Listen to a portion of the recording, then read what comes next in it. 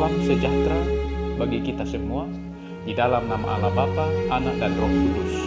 Kita percaya Tuhan selalu hadir dalam hidup kita, baik dalam sehat maupun sakit, baik dalam suka maupun di dalam duka. Saudara-saudaraku, kita ini adalah manusia yang rapuh. Itu tanda bahwa kita adalah ciptaan.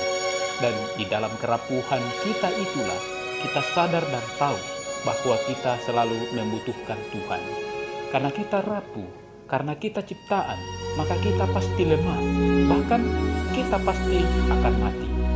Sebab hanya Tuhan dan para malaikatnya lah yang tidak akan pernah sakit dan juga tidak pernah mati.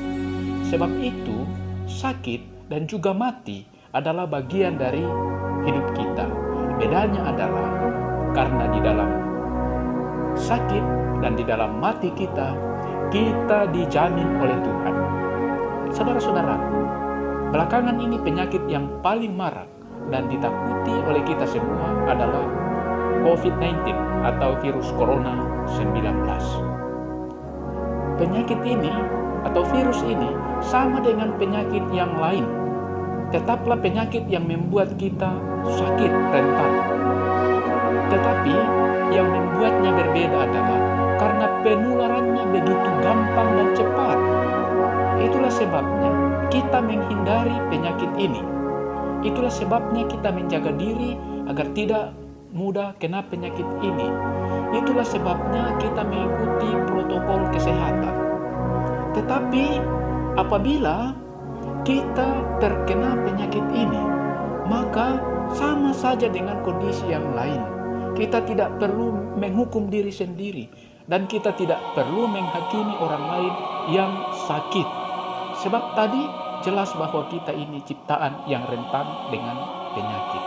Saudara-saudaraku, di dalam Alkitab pada zaman dulu sebelum kitab Nabi Ayub dibuat, memang banyak sekali pandangan yang selalu menghubungkan penyakit dengan dosa dan kesalahan. Dan itu kita lihat di dalam percakapan Ayub dan kawan-kawannya. Semua teman-teman Ayub menghakimi Ayub sebagai yang sakit oleh karena dosa. Tetapi di akhir dari kitab Ayub, Allah sendiri berbicara, membaharui, merubah pemikiran setiap orang. Orang lain tidak boleh menghakimi sesamanya sakit karena berdosa. Di dalam akhir daripada kitab Ayub, Tuhan mengatakan soal sakit sehat itu sepenuhnya adalah kuasa saya. Kita tidak boleh mengambil alih pikiran Tuhan. Hanya Tuhan yang tahu mengapa kita sakit. Sebab itu kita cukup menjalaninya dengan kepasrahan pada Tuhan. Itulah di dalam kitab Ayub. Tetapi ketika Tuhan Yesus datang di dalam Injil Yohanes pasal 9, Tuhan Yesus memberi jawaban yang memberi petunjuk praktis bagi kita. Ketika ada orang yang buta sejak lahirnya, maka orang masih menggunakan cara pandang yang lama. Dia bertanya kepada Tuhan Yesus, Tuhan, Guru, siapakah yang berdosa sehingga dia buta? Apakah orang tuanya yang berdosa atau dirinya sendiri yang berdosa? Tuhan Yesus bilang tidak ada yang berdosa. Itu tidak penting. Yang penting adalah bahwa kehadiran kita adalah untuk menyatakan kerajaan Allah, Injil Allah, kasih Allah di dalam diri orang ini. Jadi Tuhan Yesus berkata tidak perlu kita menghakimi orang lain. Apakah dia berdosa atau tidak berdosa? Itu hanya Tuhan yang tahu.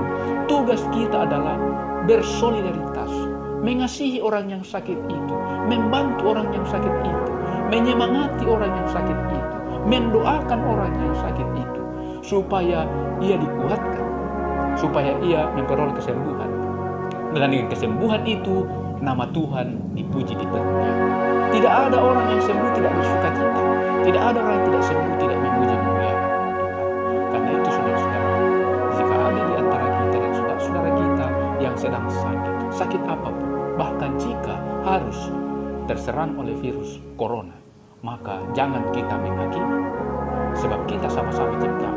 Tugas kita, kata Tuhan Yesus, adalah menyatakan kasih Allah, kerajaan Allah, peduli, membantu, mendoakan agar nama Tuhan dipermuliakan. Selamat, Tuhan memberkati kita semua. Shalom.